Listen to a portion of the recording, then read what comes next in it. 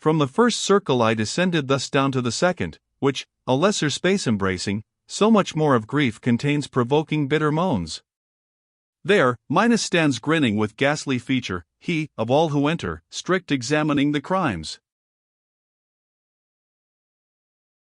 Gives sentence, and dismisses them beneath, according as he foldeth him around, for when before him comes ill-fated soul, it all confesses, and that judge severe of sins, considering what place in hell suits the transgression, with his tail so oft himself encircles, as degrees beneath he dooms it to descend. Before him stand always a numberous throng, and in his turn each one to judgment passing, speaks, and hears his fate, thence downward to his dwelling hurled. O thou, who to this residence of woe approachest, when he saw me coming, cried Minos, relinquishing his dread employ, look how thou enter here, beware in whom thou place thy trust, let not the entrance broad deceive thee to thy harm. To him my guide, wherefore exclaimest? Hinder not his way by destiny appointed, so 'tis willed where will and power are one. Ask thou no more. Now gin the rueful wailings to be heard.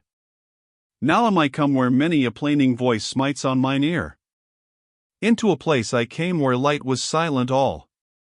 Bellowing there groaned a noise as of a sea in tempest torn by warring winds. The stormy blast of hell with restless fury drives the spirits on world round and dashed amain with sore annoy. When they arrive before the ruinous sweep, their shrieks are heard, their lamentations, moans, and blasphemies gainst the good power in heaven. I understood that to this torment sad the carnal sinners are condemned, in whom reason by lust is swayed. As in large troops and multitudinous, when winter reigns, the starlings on their wings are borne abroad, so bears the tyrannous gust those evil souls. On this side and on that, above, below, it drives them, hope of rest to solace them is none, nor e'en of milder pang. As cranes, chanting their dolorous notes, traverse the sky, stretched out in long array, so I beheld spirits, who came loud wailing, hurried on by their dire doom. Then I, instructor, who are these, by the black air so scourged? The first mong those, of whom thou questionst, he replied, o'er many tongues was empress. She in vice of luxury was so shameless, that she made liking be lawful by promulged decree, to clear the blame she had herself incurred. This is Semiramis, of whom 'tis writ, that she succeeded Ninus her espist, and held the land, which now the Soldan rules. The next in amorous fury slew herself, and to Sychaeus' ashes broke her faith, then follows Cleopatra, lustful queen.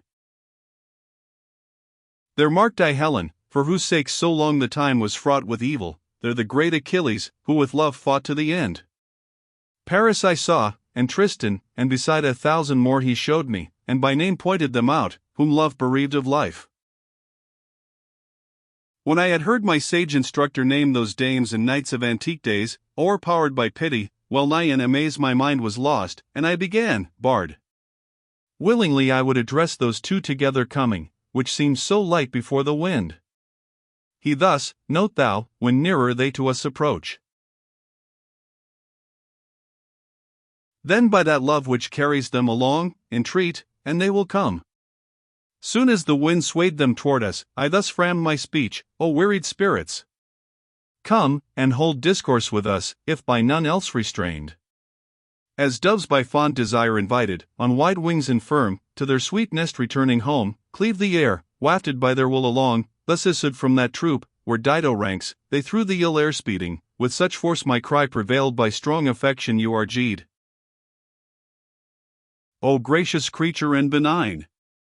Who ghost visiting, through this element obscure, us, who the world with bloody stain imbrued, if for a friend the king of all we owned, our prayer to him should for thy peace arise, since thou hast pity on our evil plight. Of whatsoe'er to hear or to discourse it pleases thee, that will we hear, of that freely with thee discourse, while e'er the wind, as now, is mute. The land, that gave me birth, is situate on the coast, where Pa descends to rest in ocean with his sequent streams. Love, that in gentle heart is quickly learnt, entangled him by that fair form, from me ta'en in such cruel sort, as grieves me still. Love, that denial takes from none beloved, caught me with pleasing him so passing well, that, as thou seest, he yet deserts me not.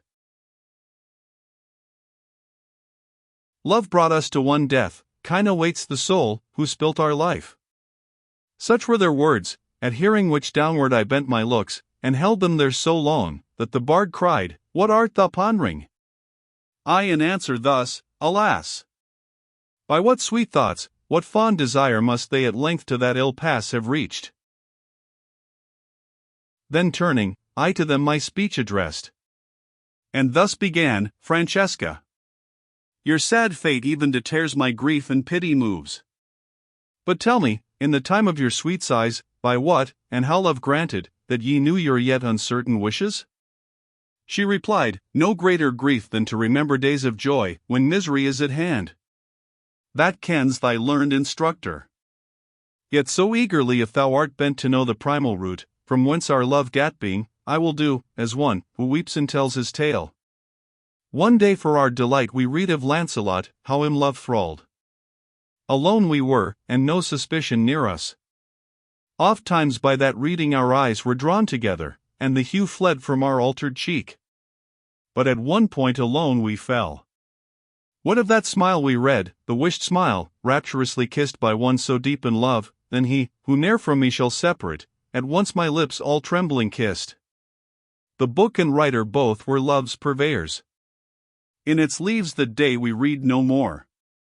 While thus one spirit spake, the other wailed so sorely, that heart-struck I through compassion fainting, seemed not far from death, and like a corpse fell to the ground.